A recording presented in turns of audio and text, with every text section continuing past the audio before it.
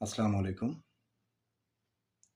এই গত কিছুদিন আগে সম্ভবত ৩০ জুলাইতে আমার ভেরিফাইড ফেসবুক অ্যাকাউন্টে একটা স্ট্যাটাস দিয়েছিলাম।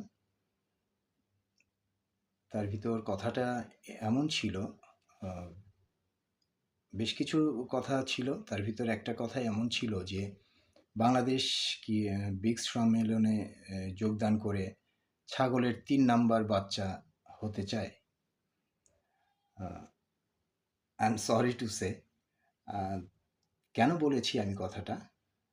আ হ্যাঁ, ইয়ে ভারত বাংলাদেশের প্রধানমন্ত্রীকে আ আমন্ত্রণ করেছেন। যদিও বাংলাদেশের প্রধানমন্ত্রীকে উনি আমন্ত্রণ করেন নাই। উনি আমন্ত্রণ করেছেন বিমস্টেকের চেয়ারম্যান হিসেবে আমাদের প্রধানমন্ত্রী জনাব আ তারেক জিয়াকে। আর উনি যাবেন, ওইখানে যেয়ে ওনাকে পর্যবেক্ষক হিসাবে ইনভাইট করা হয়েছে। উনি সেখানে পর্যবেক্ষক হয়ে যাবেন। তো বাংলাদেশ তো ব্রিক্সের সদস্য না। সেখানে পর্যবেক্ষক হয়ে গেলেও অ আমার ধারণা ওইখানে ওই সাইড লাইনে থেকে ওনাকে ওই ছাগলের ৩ নাম্বার বাচ্চার মতোই ল দেখাবে। যার জন্য আমি এই মন্তব্যটা করেছিলাম। তো আমি দেশের একজন সচেতন দেশপ্রেমিক নাগরিক হয়ে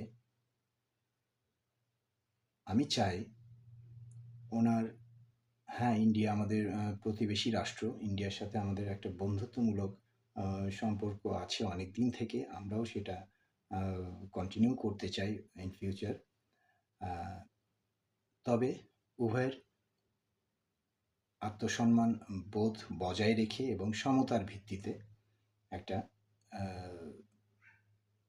পারস্পরিক আ রিলেশনশিপের মাধ্যমে সম্পর্কটা এগিয়ে যাবে। আমরা সাধারণ জনগণ সেটা আশা করি। কিন্তু উনি আমাদের এই দেশের সব পলাতক রাজনীতিবিদের নামে সব ডাকাতগুলোকে আশ্রয় দিয়ে রেখেছেন। সেই অবস্থায় আমরা ওনাকে কিভাবে বা ইন্ডিয়াকে আমরা কিভাবে সহজে মেনে নিতে পারি?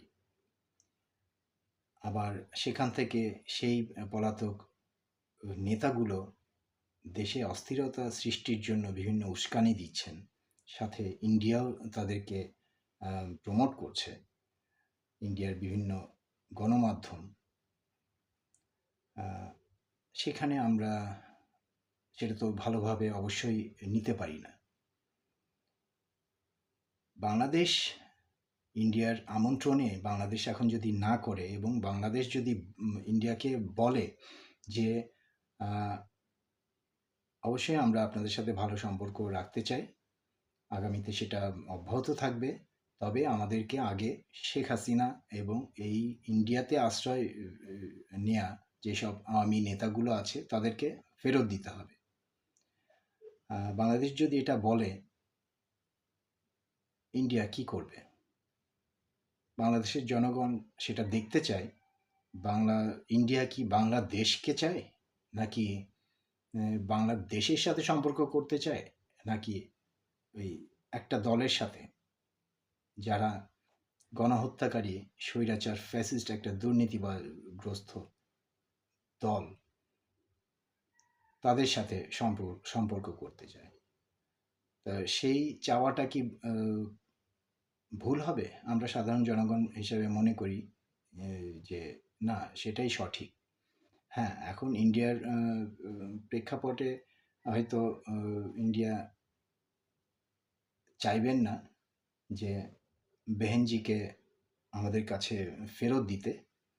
আ আমি ব্যক্তিগতভাবে মনে করি ঠিক আছে, বেহেনজিকে আপনারা যদি নাই দিতে চান, এট লিস্ট বাকি যে পলাতক নেতাগুলো আপনাদের ওখানে আশ্রয় নিয়ে আছে, তাদেরকে ফেরত দিতে হবে। পাশাপাশি যে পানির যে ন্যায্য হিস্যা বাংলাদেশ আ চায়, সেটা নিশ্চিত করতে হবে। এছাড়া আমি ব্যক্তিগতভাবে মনে করি যে এই ব্রিক্স সম্মেলনে যে বাংলাদেশের প্রতিনিধি, ওইখানে যে ছাগলের 3 নাম্বার বাচ্চা হওয়ার কোনো প্রয়োজন নেই। পাশাপাশি সেটা কূটনৈতিকভাবে পশ্চিম পশ্চিমা বিশ্ব সেটা কিভাবে নিবে সেটাও বাংলাদেশ সরকার মাথায় রাখবেন। তাই আগামীতে ভারতের সফর অবশ্যই আগামীতে হবে। বাংলাদেশ 2 দেশের সুবিধাজনক সময় একটা নির্ধারণ করে একটা ভালো একটা ফ্রেন্ডশিপ, একটা এনভায়রনমেন্ট থাকবে। সেই সময় একটা সফর হবে। পাশাপাশি আমরাও ইন্ডিয়ান প্রধানমন্ত্রীকে আমন্ত্রণ করে দেশে আনতে চাই। ইন্ডিয়া সেটা না করে শুধু আওয়ামী লীগ, শেখ হাসিনা এগুলো নিয়ে যদি পড়ে থাকে আর তাদেরকে দিয়ে আর ইন্ডিয়ান স্পাই রয়ের মাধ্যমে দেশে অস্থিতিশীল পরিস্থিতি সৃষ্টি করে রাখতে চাই সবসময়, তাহলে তো আমাদেরকে অবশ্যই বিকল্প অপশন বিকল্প অপশনের দিকেই যেতে হবে। সেটা আমি আগেও স্পষ্ট করে বলেছি, সেটা হতে পারে চীন, হতে পারে ইউএসএ।